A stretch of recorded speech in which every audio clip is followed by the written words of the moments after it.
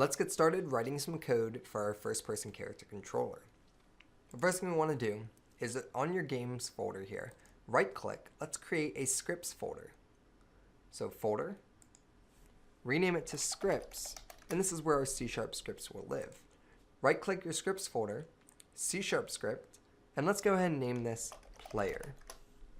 Before we can begin, we need to select our player, and we need to add a character controller component. And just by searching, you'll see character controller, add that component, and go ahead and remove your capsule collider. The reason we can remove the capsule collider is because on the player, it actually gives us a capsule collider with the character controller.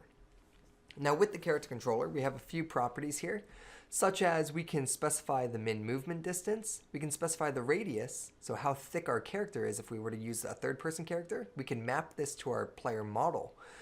For us though, being a first-person shooter game, it's not going to matter, but you can go ahead and keep these values as is, as we're not going to really be messing with these. So let's go ahead, open up our script, and actually before you do that, go ahead and add the script to the player by dragging it on top of it. And now that our player has our player script, let's go ahead and open it up, and let's get a reference to the character controller that's attached to our player. So remember, to do that, we use getComponent. GetComponent allows us to create a handle and then assign that handle to the component so that we can use its properties and methods. So inside our script here, let's go ahead and create a private variable to grab hold of our character controller. So we'll say private character controller underscore controller, and then, whoops, sorry, accidentally hit Control Z here, underscore controller. And then what we want to do is we want to say underscore controller is equal to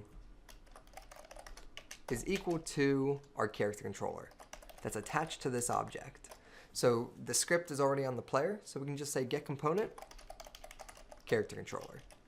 Now we have access to our character, and more specifically the move method. So if I type underscore controller dot move, this is actually how we're going to move our character, and you're going to see here it takes in a vector3 motion, which is going to be our direction of travel. Remember, a vector3 is a position type variable. So if we're moving left, right, back, and forward, then we're changing our current position. So we need to pass in a vector3 here.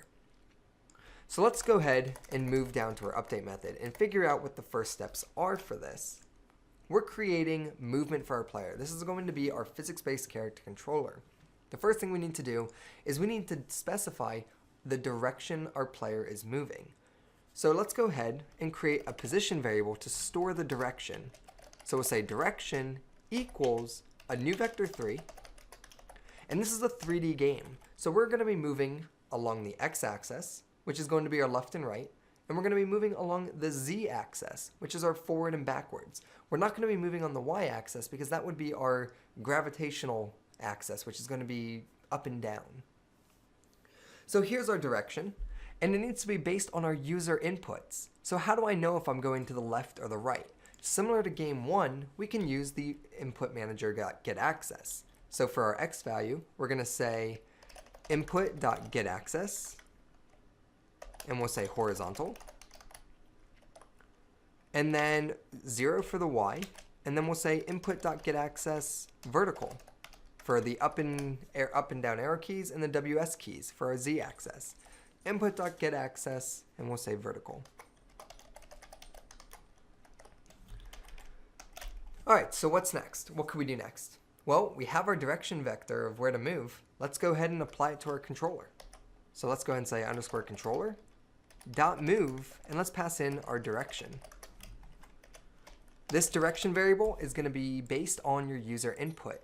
So basically, if I hit the left arrow key, then the vector is going to be -1, 0, 0. If I hit the up arrow key, it's going to be 0, 0, 1.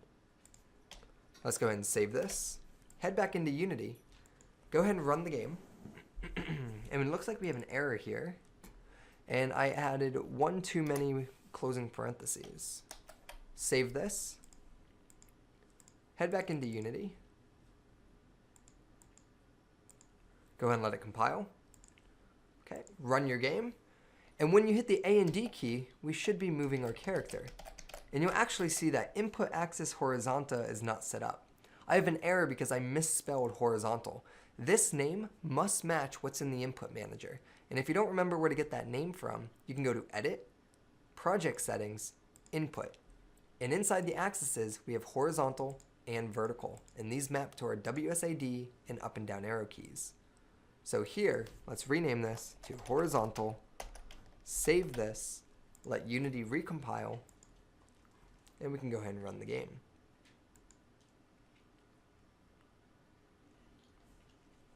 And now you can see here, I can go ahead and run around. Now you'll notice though what's happening. We're moving super quick. Do you know why? The reason why is because we're not incorporating real time. So what we want to do now is go ahead and add time.delta time to our direction. So multiply that by time.delta time, save this, head back into Unity, let it compile, and let's test it out again. And here you can see, now we're moving at a much slower pace. And as you can see here, our controls are mapped backwards. And we'll get to that in a later video, but for now you can ignore it. As of right now, our character is moving at 1 meter per second. So what we can do now is we can go ahead and create some velocity for our player.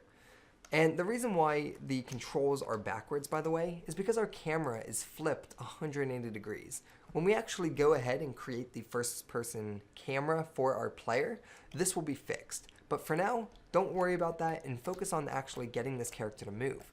As of right now, in 2 lines of code, we have created a character controller that we're going to be using in this game. Now we're going to go ahead and modify this by adding a speed variable. Let's go ahead and move him about 3.5 meters per second. Open up your script, and let's go ahead and create a speed variable. Let's go ahead and say private float, we'll go ahead and call it speed. And let's set that to about 3.5f. Now in order to change this in the inspector, in case we'd like to modify it, we need to add the attribute serialize field. Save this, and now how do we actually apply this? Now we could definitely just apply it to our move method, but let's go ahead and keep it consistent with what we're doing. We're creating a physics-based character controller. We have our direction, and we have our physics movement. What is velocity? Velocity is just speed with a direction. So what we can do is create a new vector to store our velocity. So here we can say velocity equals exactly what the formula is, which is direction, which is what we just received from the user based on their user input, multiplied by our speed. We can save this, and then right before heading back to Unity, we need to update our move method. We're no longer moving based off our direction, we're now moving based off our velocity, which is our direction modified by our speed. So here, let's head back into Unity, save this script, let it compile, run your game, and we now have a physics-based character that can move based on a velocity that we set. And as you can see, it's very smooth, which is the benefit of using a character controller movement system. The last thing we may want to do is apply gravity to our player. You'll notice that he's hovering above the ground right now. Let's go ahead and create a gravitational force that's going to drag him down. Go ahead and stop playing, head back into your script, and let's go ahead and create gravity. So here, we're going to go ahead and say private float, and we'll call it underscore gravity equals 9.81f. That is the actual gravitational force here on Earth, and that's the value we're going to use for our character. Before we do any movement on our character, we want to make sure that we're grounded. So every frame, we're going to have gravity applied. So to apply the gravity, we need to affect the y value of our velocity. So we're going to say velocity.y, and then we're going to just subtract gravity from it. So we're going to say minus equals gravity. And that's all we have to do. Go ahead and save your script, head back into Unity, run your game, and our character should drop to the floor. And you'll notice that he is on the floor now because he has a constant gravitational force of negative 9.1 on his y-axis. And if you actually look at the player, if I try and lift him up, you'll see here we naturally created gravity. We just did the work of a rigid body within 4 lines of code. So it's much more efficient sometimes to eliminate all the need of the physics system and create your own character controller. So what I want to do before I leave you here is I want to explain the logic one more time and briefly cover this, because I know this is daunting and intimidating, and for this game specifically, this is the most advanced part of this game, is creating the physics-based character controller.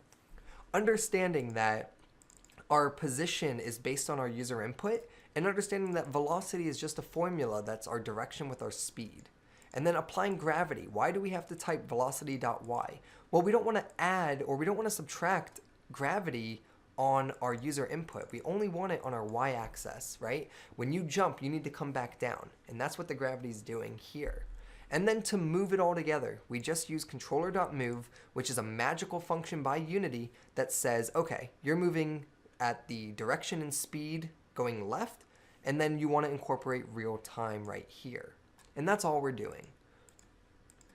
So before we go, let's go ahead and actually clean this up, so it might be even better to read. What we can do here is let's separate our movement access code, like our user input code, from that line of code. So here, let's go ahead and say float horizontal input, and then we can go ahead and copy the input.getAccess horizontal and apply that right here.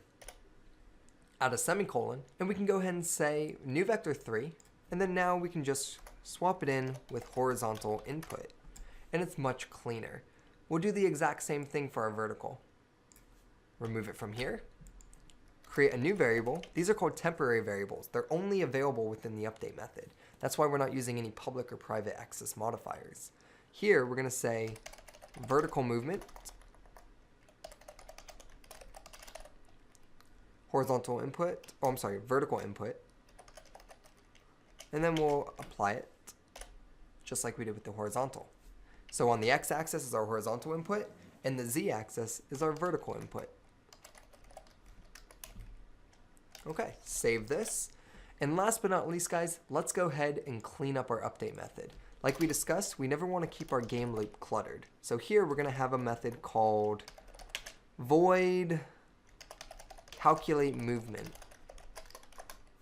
Go ahead and put all this code in there. Paste. And let's go ahead and call that method calculate movement, and don't forget to initialize it. Save your script. We're good to go, and I'll see you in the next video.